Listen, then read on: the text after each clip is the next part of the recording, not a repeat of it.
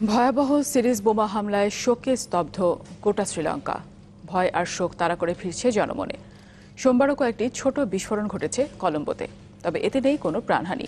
নিহতদের স্মরণে আজ একদিনের রাষ্ট্রীয় শোক পালন করবে শ্রীলঙ্কা। রাত থেকে জারি করা হয়েছে জরুরি অবস্থা। দেশটির স্বাস্থ্যমন্ত্রীর দাবি, হামলায় দায়ী জঙ্গি গোষ্ঠী ন্যাশনাল তৌহিদ জামাত। 7 আত্মঘাতী হামলাকারী সবাই শ্রীলঙ্কার নাগরিক। এদিকে ফের হামলার শঙ্কা প্রকাশ করেছে মার্কিন পররাষ্ট্র দপ্তর।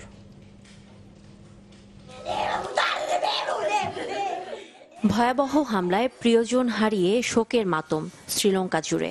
একদিন আগের নৃশংসতা এখনো মেনে নিতে পারছেন না শ্রীলঙ্কানরা।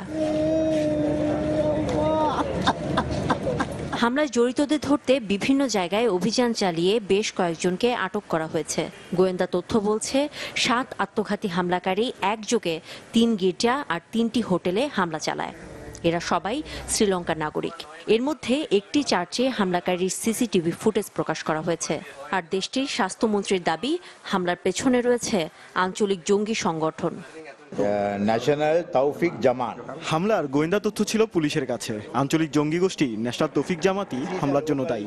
তবে আন্তর্জাতিক নেটওয়ার্কের সহায়তা ছাড়া এত বড় হামলা চালানো সম্ভব হতো না।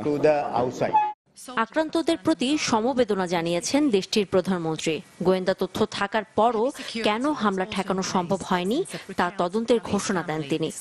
We must also look into why adequate precautions were not taken. এই সংকটময় সময়ে দেশের নেতৃত্ব অর্থনীতির জন্য চ্যালেঞ্জ। শোক ভুলে জড়িতদের খুঁজে বের করতে কঠোর পদক্ষেপ নিচ্ছি আমরা। In this respect, এদিকে রয়টার্স বলছে, মার্কিন পররাষ্ট্র দপ্তর হুঁশিয়ারি দিয়েছে, শ্রীলঙ্কায় ফের হামলার পরিকল্পনা করছে সন্ত্রাসীরা। কোনো ধরনের হুমকি না দিয়েই হামলা হতে পারে শপিং মল, পর্যটন এলাকা, হোটেল, বিমানবন্দর, প্রার্থনার জায়গা সহ জনসমাগম স্থলে।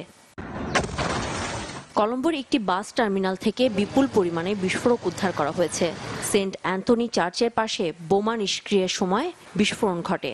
এছাড়া কলম্বোর বন্দর নায়েকে বিমানবন্দরের কাছ থেকে একটি পাইপ বোমা উদ্ধার করা হয়।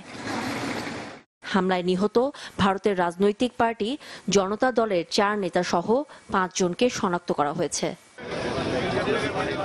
নানা আয়োজনে বিশ্বের বিভিন্ন দেশে নিহতদের স্মরণ করা হয়। বন্ধ রাখা হয় আইফেল টাওয়ারের আলো। ভ্যাটিকান সিটিতে হয় বিশেষ প্রার্থনা। mai giustificabili. Papiya Sultana, channel 24।